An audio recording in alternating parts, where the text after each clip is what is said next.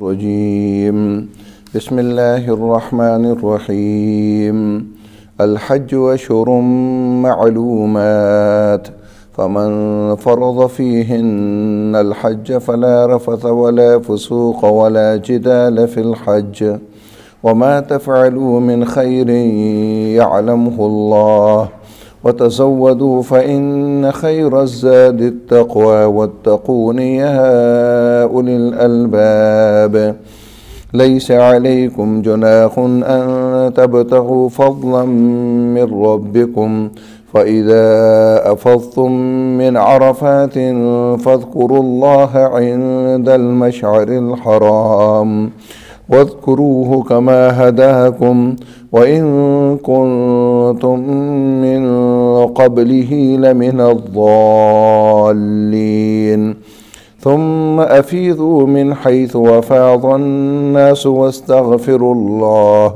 إن الله غفور رحيم فإذا قضيتم مناسككم فاذكروا الله كذكركم آباءكم أو أشد ذكرا فمن الناس من يقول ربنا آتنا في الدنيا وما له في الآخرة من خلاق ومنهم من يقول ربنا آتنا في الدنيا حسنة وفي الآخرة حسنة وقنا عذاب النار أولئك لهم نصيب مما كسبوا والله سريع الحساب صدق الله العظيم رب اشرح لي صدري ويسر لي أمري واحلل عقدة من لساني يفقهوا قولي الحج حج کے اشہر مہینے معلومات معلوم ہیں، حج کے معلوم مہینے ہیں۔ فمن پس جس نے فرض کیا یعنی لازم کیا، فیہن ان میں یعنی ان مہینوں میں، الحج حج کو، فلا رفثا تو نہ شہوت کے کام کرے، ولا فسوقا اور نہ نافرمانی، ولا جدالا اور نہ لڑائی جھگڑا کرے، فی الحج حج میں، وما تفعلوا اور جو تم کرو گے، من خیر کوئی بلائی، یعلمہ اللہ جان لیتا ہے اسے اللہ، وتزودوا اور زادرہ لے لیا کرو، فإن پس بے شک خیرہ بہترین، الزاد زادرہ، التقوی تقوی ہے، واتقون اور مجھ سے ڈرو یا اولی الالباب اے عقل والو، لیس علیکم نہیں ہے تم پر جناح کوئی گناہ، ان تبتغوا کہ تم تلاش کرو، فضلاً فضل، رزق حلال، من ربکم اپنے رب کی طرف سے، فَإِذَا پس جب افضتم تم واپس آؤ، من عرفات عرفات سے، فاذکروا اللہ تو یاد کرو اللہ کو، عند المشعر الحرام مشعر حرام کے پاس، عند پاس، المشعر الحرام پہاڑ کا نام ہے، مشعر حرام کے پاس، وَاذْكُرُوهُ اور اس کو یاد کرو، کما جس طرح ہداکم اس نے تمہاری رہنمائی کی، وَإِن كُنتُم اور بے شک، کنتم تم تھے، من قبل ہی اس سے پہلے، لمن الضالین یقیناً گمراہوں میں سے، ثم پھر افیضوا واپس آؤ، من حیث جہاں سے افاض الناس واپس آئیں لوگ، واستغفر اللہ اور اللہ سے بخشش مانگو، ان اللہ بے شک اللہ تعالی غفور الرحیم بہت زیادہ بخشنے والا، ہمیشہ رحم کرنے والا ہے۔ یہاں تک کافی ہے۔ محترم سامعین، گزشتہ سبق درس سے حج کے احکامات کا سلسلہ جاری ہے۔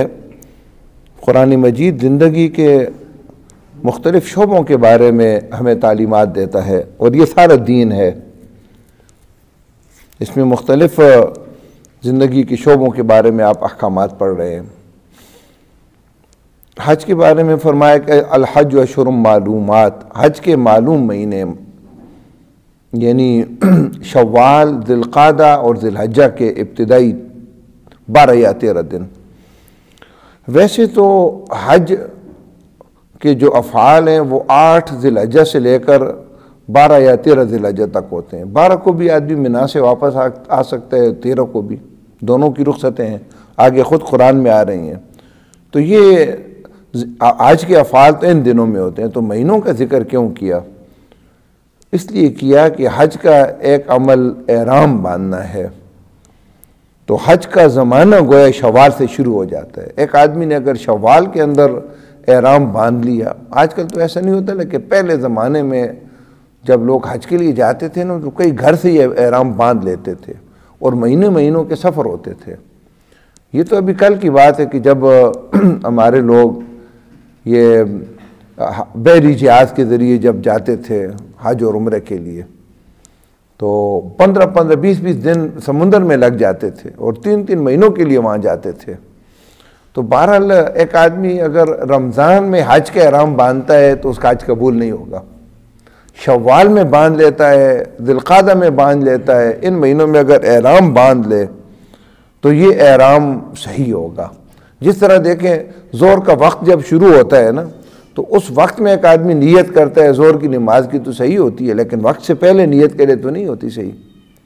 ہر چیز کے لیے اللہ نے وقت مقرر کیا ہے نا، تو حج کے لیے جو وقت مقرر ہے وہ شوال سے شروع ہو جاتا ہے، لیکن 8 ذی الحجہ سے پہلے صرف ایک ہی کام آدمی کر سکتے حج کا، اور وہ ہے احرام باندھنا۔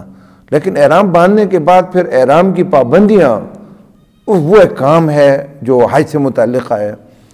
تو احرام باندھنے کے بعد احرام کی پابندیاں، جس کی مختصر بات میں نے کر لی تھی، خوشبو نہیں لگا سکتا، خوشبو والی چیز استعمال نہیں کر سکتا، نہ صابن نہ دوائی، اسی طرح ناخن نہیں جو ہے نا کاٹ سکتا، بال نہیں کاٹ سکتا۔ تو یہ چیزیں ان کی پابندی کرنے، اور جو پابندی توڑے گا تو اس کے لیے اس کو فدیہ دینا پڑے گا، اور جتنا جرم ہوگا اس کے مطابق فدیہ ہوگا۔ تو یہ تو تفصیلی احکامات ہیں جو فقہ کی کتابوں میں بھی ہیں، اور حج کے بارے میں جو کتابیں لکھی گئی ان میں ساری تفصیلات ہوتی ہے۔ فمن فرض فی ان الحج، پس جس نے لازم کیا ان میں حج کو، لازم کرنے سے مراد یہ ہے احرام باندھنا۔ ویسے تو زندگی میں جب بھی آدمی حج کر لے تو قبول ہو جاتا ہے، جس سال بھی کرے، لیکن احرام اگر باندھ لیا تو پھر اسی سال حج کرنا اس پر لازم ہو جاتا ہے۔ جس طرح ایک آدمی نفلوں کی یا کسی نماز کی نیت کر لے تو نماز شروع ہو جاتی ہے، اس کو پورا کرنا ضروری ہوتا ہے، اسی لیے حج کا احرام باندھ لیا یا عمرے کا، اب اس کو پورا کرنا ہوگا۔ تو 3 کاموں سے روک دیا۔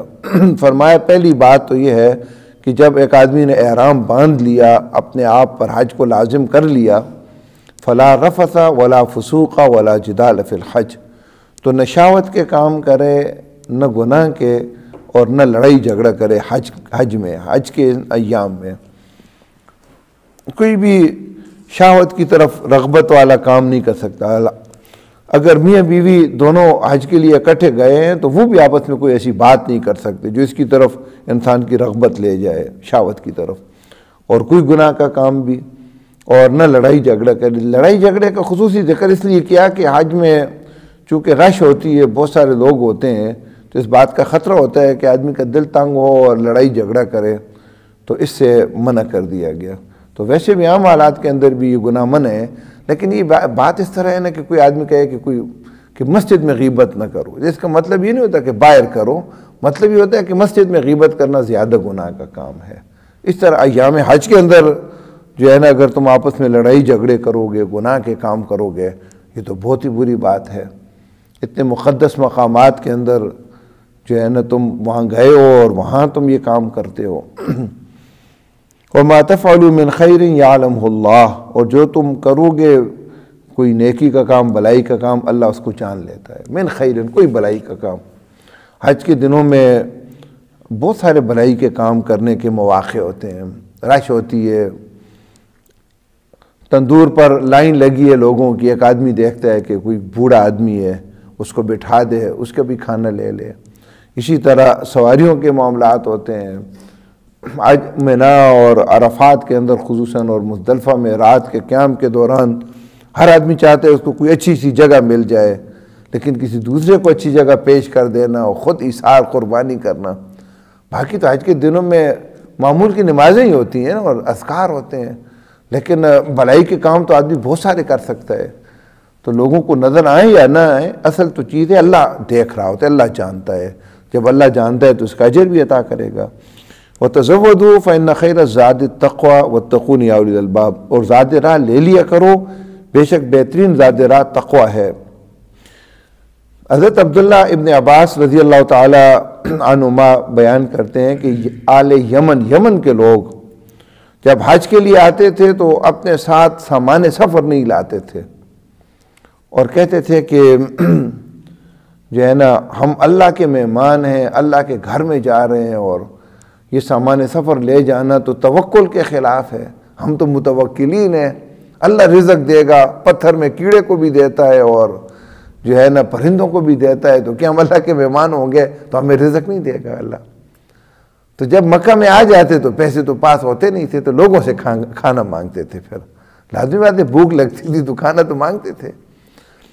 تو قرآن نے کہا کہ یہ کوئی نیکی کے کام نہیں ہے۔ دیکھیں آپ اگر غور کریں نا تو قرآن بار بار اس چیز کی طرف متوجہ کرتا ہے کہ بعض نمائشی قسم کی جو نیکیاں ہوتی ہیں نا، بعض لوگ کرتے ہیں اور لوگ بھی کہتے ہیں بڑا آدمی نیک ہے، یہ نیکیاں نہیں ہوا کرتی۔ نیکی کا مرکز انسان کا دل ہے، اور دل انسان کا، اس کے اندر اللہ کا خوف ہو، آخرت کا خوف ہو، اللہ تعالیٰ کی نافرمانیوں سے اپنے آپ کو بچائے۔ باقی راہ سفر میں جا رہا ہے، چاہے حج کے لیے جا رہا ہے اور اپنے ساتھ سامان سفر لے جائے، بلکہ اچھی اچھی چیزیں کھانے کے لیے لے جائے، زیادہ لے جائے تاکہ اوروں کو بھی دے، تو یہ کوئی دنیا داری کا کام نہیں ہے۔ یہ اللہ تعالیٰ کا دین کوئی راہبوں کا دین نہیں ہے، اور نہ غاروں کے اندر رہنے یا جنگلوں کے اندر رہنے والوں کا۔ یہ دین تو اہل ایمان کو پوری دنیا کی حکمرانی دینے کے لیے آیا ہے، لوگوں کے حقوق ادا کرنے کے لیے، لوگوں کے لیے ایک مہربان شفیق انسان بننے کے لیے آیا ہے۔ اور ایک آدمی بس اپنے آپ کو ملنگ کہتا ہے، متوکلین کہتا ہے، اور کہتا ہے کہ ہم تو جو ہے نا ہمیں کوئی پرواہ نہیں ہے، اللہ تعالیٰ بس بندوبست کرے گا۔ ہمارے ایک بزرگ ہیں اجتماعات میں جو ہے نا، وہ کہتے تھے یہ تم اتنا سامان ساتھ لے جاتے ہو، جب 2-3 دن کے اجتماع ہوتا ہے نا تو سردیوں کے موسم ہوتے ہیں، تو کئی ہمارے ساتھ ہی تکیے بھی ساتھ لے جاتے ہیں، تولائی بھی لے جاتے ہیں، رضائی بھی، کمبل بھی، مختلف چیزیں۔ کہتے ہیں ہم تو ملنگ آدمی ہیں، چادر میں جاتے ہیں اور چادر میں لے آتے ہیں۔ تو ہمارے استاد بھی تھے، میں نام نہیں لیتا، تو ایک اجتماع میں سخت سردیوں کا موسم تھا اور ہوا چل رہی تھی، اور وہ جو ہے نا میں نے دیکھا اپنے اس استاد کو کہ چادر میں اس طرح بیٹھے ہوئے ہیں، تو میں ویسے سوچ رہا تھا کہ اب کیا کریں گے نا، تو لازمی بات ہے بوڑھا ایک آدمی ہو بھی استاد، تو کسی نے آ کر اس کو تولائی دے دی، ایک نے کمبل دے دی، ایک نے جو ہے نا تکیہ دے دی۔ تو میں نے کہا یہ ہمارے استاد نے جو ہے نا، ہمارا جو استاد جی نے، یہ اس نے طریقہ اپنایا ہے کہ کوئی چیز نہ لے جاؤ، لوگ تو دے دیتے ہیں، اگر میں نہ لے جاؤں تو میرے شاگرد تو مجھے دے دیں گے، لیکن اچھی صفت نہیں ہے یہ۔ اچھی صفت جو ہے نا یہ ہے کہ اپنا سامان سفر لے جائیں، یہ کوئی توکل نہیں ہے۔ قرآن نے توکل کا مفہوم بھی ہمیں سمجھایا ہے۔ توکل اس کو نہیں کہتے کہ آدمی کچھ بھی نہ کرے اور کہے سب کچھ اللہ کرے گا، کرتا تو اللہ ہی ہے، لیکن اسباب کے لحاظ سے ایک آدمی پوری جدوجہد کرتا ہے، کوئی دنیا داری نہیں ہوتی، اس کے بعد پھر اللہ پر توکل کرتا ہے۔ ہمارے جماعت کے ساتھی ہیں، عہدہ میں نہیں بتاتا کہ اس کی طرف دھیان چلا جائے، ان کے والد کو 270 بلڈ پریشر کی ڈگری ہائی ہو گئی، خون سے جو ہے نا ناک سے خون بہہ رہا ہے، اور آئے دن ایسا ہوتا ہے۔ اور ان کو لے گئے تو اس وقت جو انجیکشن لگائے، گولیاں لے لی، دوسرے دن صبح جب گولیاں دی تو اس نے کہا نہیں، اللہ تعالیٰ مجھے بغیر دوائی کے درست کرے گا۔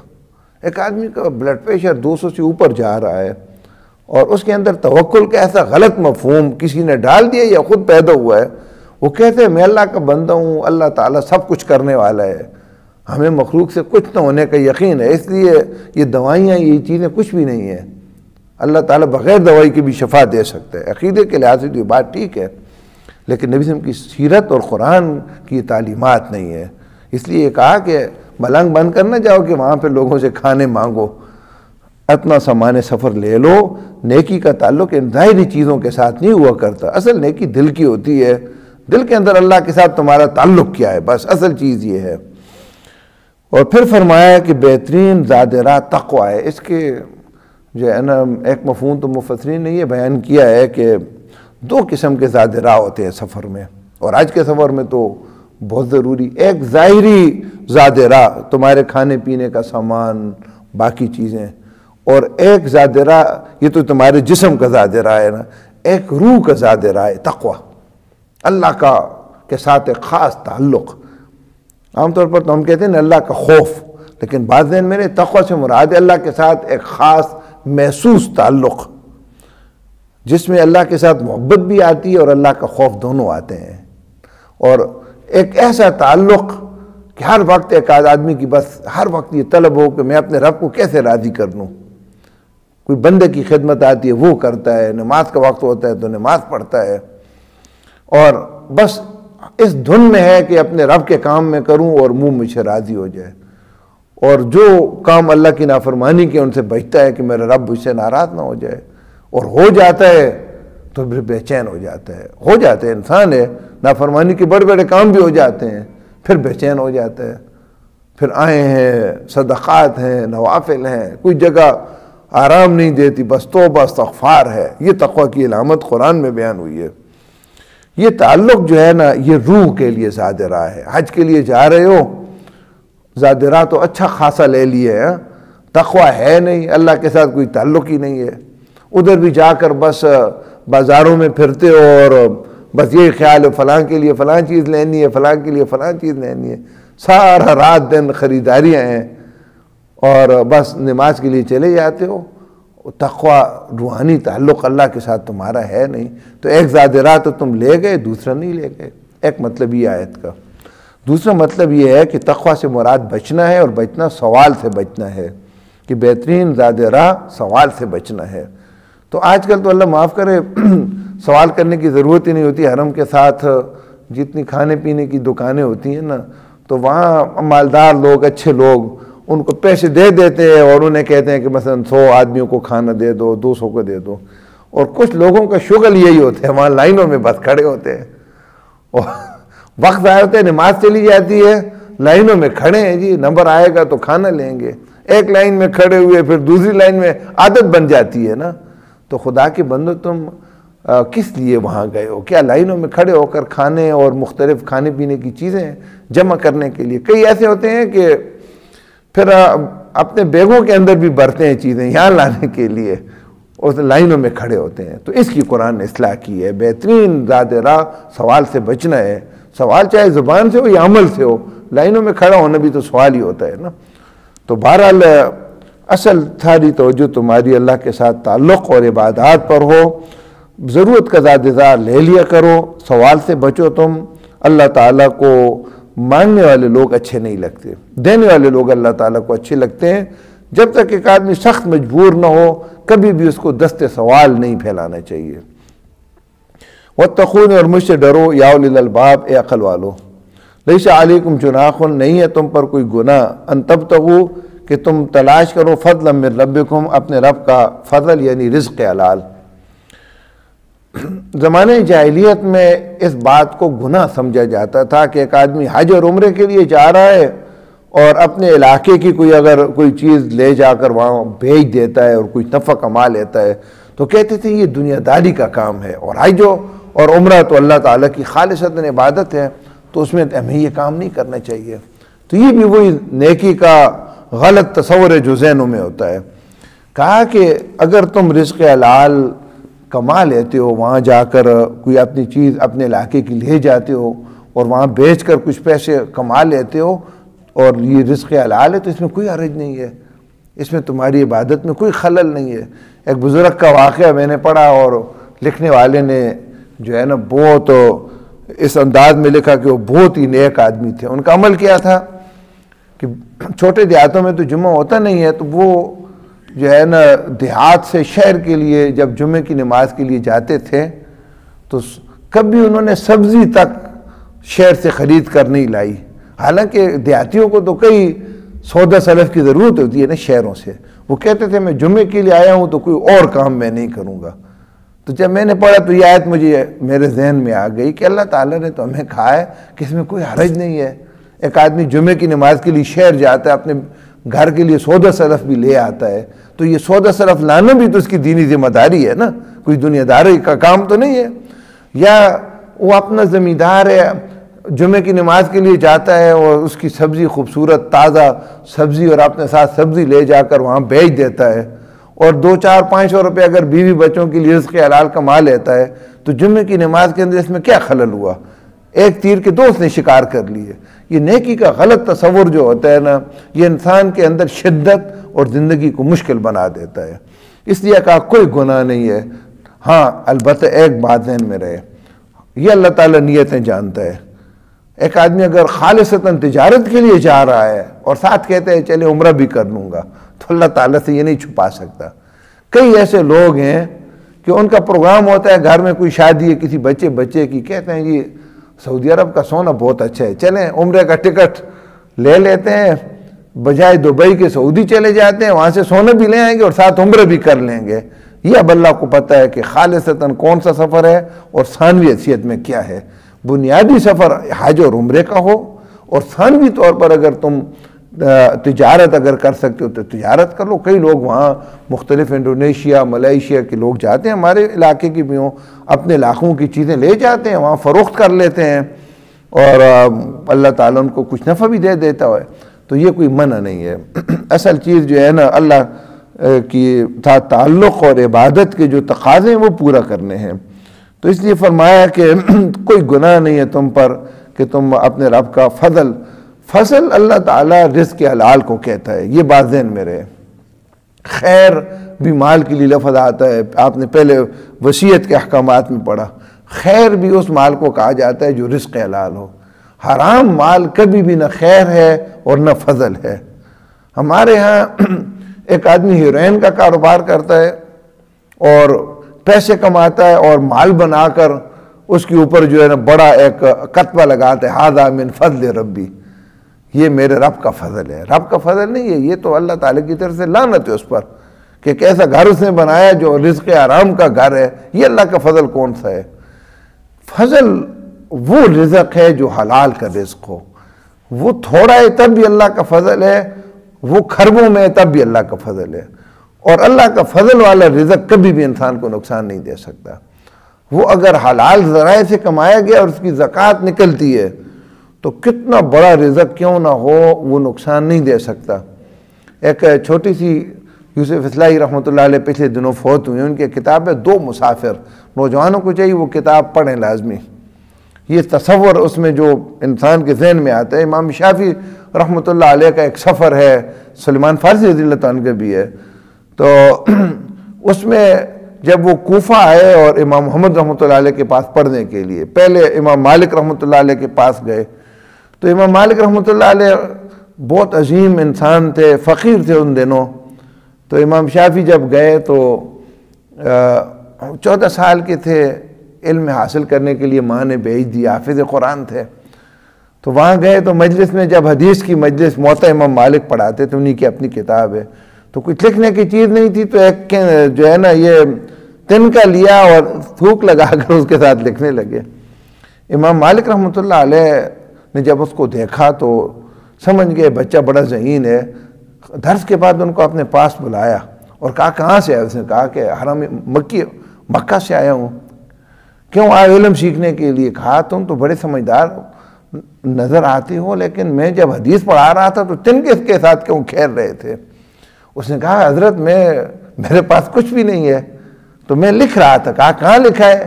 ہاتھ پر تو کچھ بھی نہیں تھا. اس نے کہا کہ اگر آپ کہیں تو آپ نے جو کچھ پڑھایا میں آپ کو سنا دوں، اور بالکل منو عن سارا سبق سنا لیا. تو امام مالک نے پکڑا اور گھر میں لے آئے. اب گھر میں کچھ بھی نہیں تھا، خشک روٹی اور نمک رکھا اور بڑے خوبصورت الفاظ کہے کہ ایک فقیر میزبان فقیر مہمان کی اتنی مہمان نوازی کر سکتا ہے. یہ ایک زندگی تھی ان کی. پھر وہاں موطا پڑھنے کے بعد جہاں کوفہ گئے تو امام محمد رحمۃ اللہ بڑے مالدار تھے. اب ایک استاذ کا یہ اور دوسرے استاذ وہ جب گھر لے گئے ان کو تو ان کے جو اتنا خوبصورت دروازہ تھا اور اس میں یہ پھول بیل بوٹے بنے ہوئے تھے، تو امام شافعی حیرت سے دیکھنے لگے، تو امام محمد نے کہا کیوں حیرت سے دیکھتے ہو؟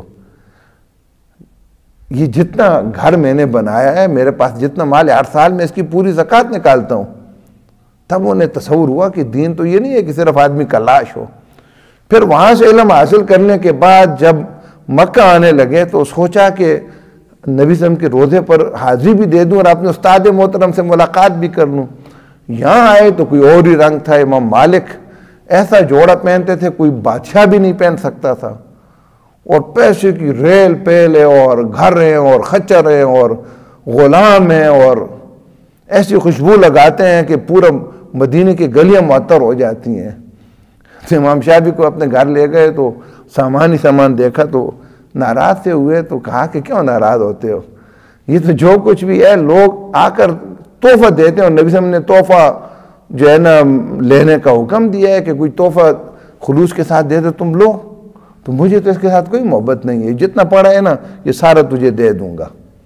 جب جانے لگے تو خچر ہیں اور غلام ہیں اور لونڈی اور ساتھ سارا بھیج دیا۔ مکہ میں جب آئے دیکھیں اصل ایمان کیا ہے، تقوی کیا ہے۔ اس لیے میں یہ واقعہ کے اختصار بیان کرتا ہوں، اس کتاب میں آپ پڑھیں، آپ کا ایمان تازہ ہوگا۔ جب مکہ میں آئے تو مکہ کے لوگ جو ہے نا امام شافعی کے انتظار کے لیے مکہ سے باہر آئے ہوئے تھے، آپ کی خالائیں بھی اور آپ کی ماں بھی۔ انہوں نے جب سب کچھ دیکھا اور بڑے خوش ہوئے، لیکن امام شافعی نے دیکھا کہ ماں کچھ پریشان ہے۔ تو امام شافعی نے پوچھا کہ اماں آپ خوش نہیں؟ میں اللہ کا دین سیکھ کر آیا ہوں۔ کہا کہ بیٹے میں نے تو دین کے لیے بھیجا تھا، یہ کیا ساتھ لائے ہو؟ کہا کہ مدینہ سے استاد نے جو ہے نا ساتھ بھیج دیا ہے۔ اس نے کہا نہیں بیٹے، ان کو اللہ کے راستے میں تقسیم کر لو۔ سارا مال تقسیم کر لیا۔ کہا کہ جس کو غلام ضرورت ہے غلام لے جائے، جس کو کپڑے ضرورت ہیں کپڑے لے جائے۔ سارے لوگ لے گئے۔ گھر کے قریب جب آئے تو ماں نے پوچھا کہ کچھ ہے بھی یا ختم؟ اس نے کہا کچھ پتہ نہیں 5 یا 7 درہم ہیں۔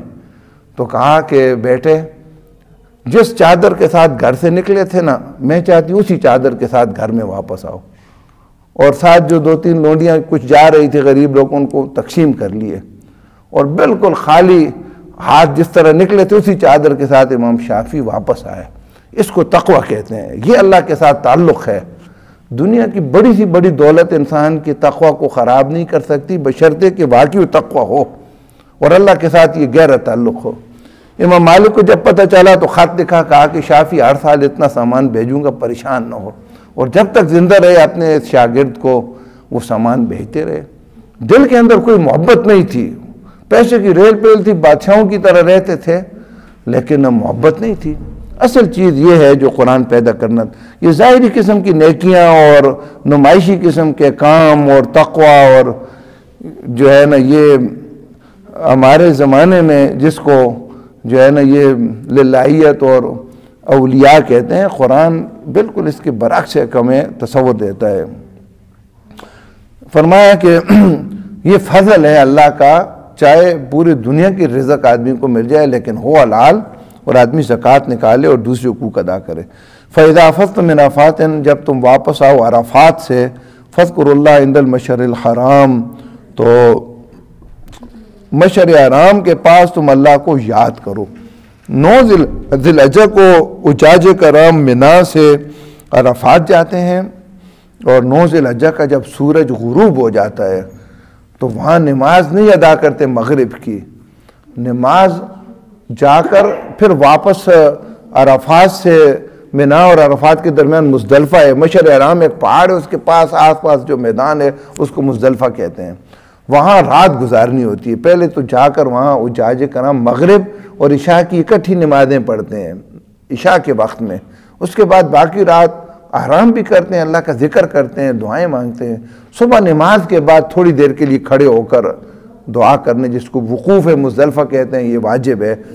اس کے بعد پھر 10 ذی الحجہ کو واپس منا میں آ کر جمرات کو کنکری مارتے ہیں، بڑے جمرہ کو، اور قربانی کرتے ہیں، سر منڈواتے ہیں، اور طواف زیارت کے لیے حرم جو ہے نا آتے ہیں۔ اس لیے فرمایا کہ جب تم مشعر حرام کے عرفات سے واپس آؤ تو یعنی 9 اور 10 کی درمیانی رات کو مشعر حرام کے پاس یعنی میدان مزدلفہ کے اندر اللہ کو یاد کرو۔ وَاذْكُرُوهُ كَمَا هَدَاكُمْ، اس کو یاد کرو کہ جس طرح اس نے تمہاری رہنمائی کی۔ دیکھیں اللہ تعالیٰ کی یاد کرنے اور اللہ تعالیٰ کی عبادت کا طریقہ وہی ہوگا جو اللہ تعالیٰ نے ہمیں بتایا۔ ایک آدمی اپنے آپ سے کوئی چیز ایجاد کرتا ہے، تو مجھے ایک دوست نے کہا کہ ایک ذکر کی قسم ہے جو زبان سے نہیں ہوتا، سانس سے ہوتا ہے۔ اس طرح میں نے کہا حرم میں بھی میں نے دیکھا تھا، ترکیوں کے پورا گروپ آ رہا تھا اور ہم ڈر گئے، پتہ نہیں پیچھے سے کوئی سیلاب آ گئے، شوں شوں کی آواز آ رہی تھی۔ تو طواف کے دوران ہم بھی ذرا آہستہ ہو گئے کہ دیکھیں پتہ نہیں کیا ہے، پیچھے سے دیکھا تو 15-20 کوئی صوفی تھا اور ساتھ اس کے شاگرد بھی تھے، ترکی لباس میں تھے اور شوں شوں کر رہے تھے۔ میں نے کہا کہ یہ ذکر کا طریقہ اگر رسول اللہ صلی اللہ علیہ وسلم نے کیا ہے یا صحابہ کرام رضی اللہ تعالیٰ مجمعین سے ثابت ہے تو پھر تو اچھی بات ہے۔ خود ساختہ ہے تو قرآن نے کہا وَاذْكُرُوهُ كَمَا هَدَاكُمْ، اللہ کو اس طرح یاد کرو کہ جس طرح اس نے تمہاری رہنمائی کی ہے۔ اپنے اپنے طریقوں سے تو ہم اللہ کو یاد نہیں کر سکتے نا، اس لیے عبادت کے اندر ذکر بھی عبادت کی اہم قسم ہے۔ عبادت کے اندر صرف وہی ہوگا۔ دیکھیں امام احمد بن حنبل رحمۃ اللہ علیہ بڑی خوبصورت بات کی، عبادات کے اندر وہی ہوگا جو رسول اللہ صلی اللہ علیہ وسلم اور صحابہ سے ثابت ہے۔ اس کے لیے دلیل یہ ہے کہ ثابت ہے یا نہیں۔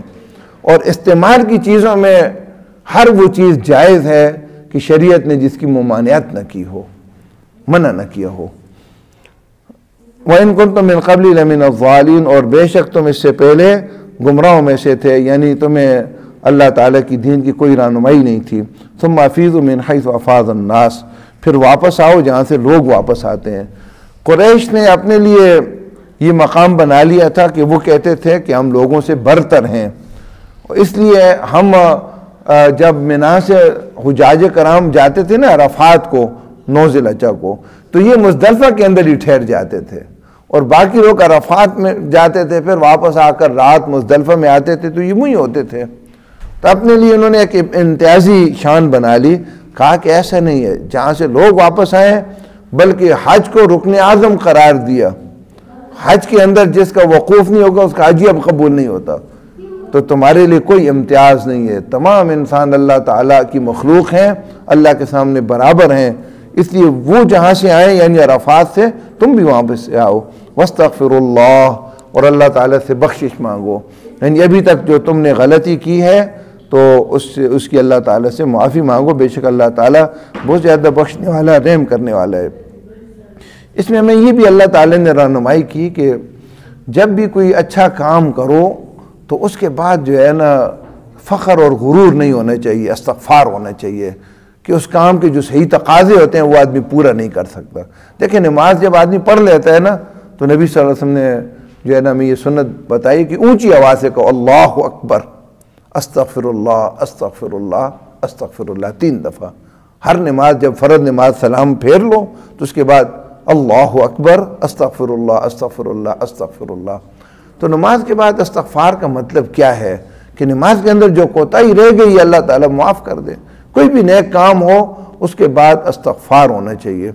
نبی اکرم صلی اللہ علیہ وسلم کے ذمہ یہ کام لگایا کہ پورے جزیرۃ العرب پر اسلامی نظام کو غالب کرنا ہے۔ اچھا یہ کام آپ نے کر لیا، لیکن اللہ رب العزت کی طرف سے جو صورت نازل ہوئی اس میں یہی درس دیا کہ اذا جاء نصر اللہ والفتح ورأیت الناس يدخلون فی دین اللہ افواجا، جب اللہ کی مدد اور فتح حاصل ہو جائے اور تو دیکھے کہ لوگ فوج در فوج دین میں داخل ہو رہے ہیں، گروہ در گروہ، پورے علاقے مسلمان ہو رہے ہیں، تو مطلب یہ مشن پورا ہو گیا ہے نا۔ فسبح بحمد ربک واستغفر، اب اللہ کی حمد بیان کر، اللہ کی تسبیح بیان کر، سبحان اللہ بحمدی، اور استغفار کر۔ کتنا عظیم الشان جو مشن تھا، اس میں اگر کوئی کوتاہی رہ گئی ہو تو اللہ تعالیٰ معاف کر دے۔ تو یہ استغفار انسان کو کبر سے بچاتا ہے، بڑے سے بڑا کام آدمی کر لیتا ہے، اس کے بعد جب معافی مانگتا ہے تو توجہ یہ ہوتی ہے کہ اس کام کا تقاضے تو بڑے تھے۔ نماز ہم نے پڑھ لی، 1 رکعت میں پنڈی میں تھے، دوسری میں اٹک میں تھے، تیسری پتہ نہیں کیا کر رہے تھے ساری تو جب آدمی استغفار کرتا ہے تو احساس ہوتا ہے نا کہ غلطی کی، نماز کے اندر دھیان نہیں تھا، کوتاہی تھی، اللہ تعالیٰ معاف کر دے، تو آہستہ آہستہ پھر اصلاح بھی ہونا شروع ہو جاتی ہے۔ اس لیے ایک آدمی منا گیا، عرفات گیا، واپس آ رہا ہے تو اس کے دل میں یہ نہ ہو کہ میں نے تو بڑا تیر مار لیا ہے، بس اللہ سے معافی مانگو کہ اللہ تعالیٰ جو کوتاہی ہوئی اس کو معاف کر دے۔ ان اللہ غفور الرحیم، بے شک اللہ تعالیٰ بہت زیادہ بخشنے والا، رحم کرنے والا ہے۔ الحج و حج اشہر معلومات، معلوم مہینے ہیں۔ فمن فرضا، پس جس نے لازم کر لیا، فی ان میں یعنی احرام باندھ لیا، الحج حج کو، فلا رفثا تو نہ شہوت کے کام کرے، ولا فسوقا اور نہ گناہ کے، ولا جدالا اور نہ لڑائی جھگڑا، فی الحج حج میں، وما تفعلوا اور جو تم کرو گے، من خیر بلائی، یعلمہ اللہ جان لیتا ہے اس کو اللہ، وتزودوا اور زاد راہ لے لیا کرو، فإن پس بے شک خیر بہترین، الزاد زاد راہ التقوی تقوی ہے، زاد راہ سے مراد ہے سفر کا سامان، یا بہترین زاد راہ سوال سے بچنا ہے، واتقون اور مجھ سے ڈرو، یا اولی الالباب یا عقل والو، لیس علیکم جناح نہیں ہے تم پر کوئی گناہ، ان تبتغوا کہ تم تلاش کرو، فضلا من ربکم رزق حلال اپنے رب کی طرف سے، فاذا افضتم من عرفات پس جب تم واپس آؤ عرفات سے، فاذکروا اللہ تو یاد کرو اللہ کو، عند المشعر الحرام مشعر حرام کے پاس یعنی مزدلفہ کے میدان میں، وَاذْكُرُوا اور اس کو یاد کرو، کما ہداکم جس طرح اس نے تمہاری رہنمائی کی، وَإِن كُنتُم اور بے شک تم تھے، من قبل اس سے پہلے، لَمِنَ الضَّالِّينَ گمراہوں میں سے، ثم پھر افیضوا واپس آؤ، من حیث افاض الناس جہاں سے لوگ واپس آتے ہیں، واستغفروا اللہ اور اللہ تعالیٰ سے بخشش مانگو، ان اللہ غفور الرحیم بے شک اللہ تعالیٰ بہت زیادہ بخشنے والا، رحم کرنے والا ہے۔ آمین۔ الحمدللہ رب العالمین والعاقبۃ للمتقین والصلاة والسلام علی رسول الکریم۔ ربنا آتنا فی الدنیا حسنۃ وفی الآخرۃ حسنۃ وقنا عذاب النار۔ اللہم وفقنا لما تحب وترضى۔ اللہم احسن عاقبتنا فی الامور کلها واجرنا من خزي الدنیا عذاب الآخرہ۔ ربنا ظلمنا انفسنا وإن لم تغفر لنا وترحمنا لنكونن من الخاسرين۔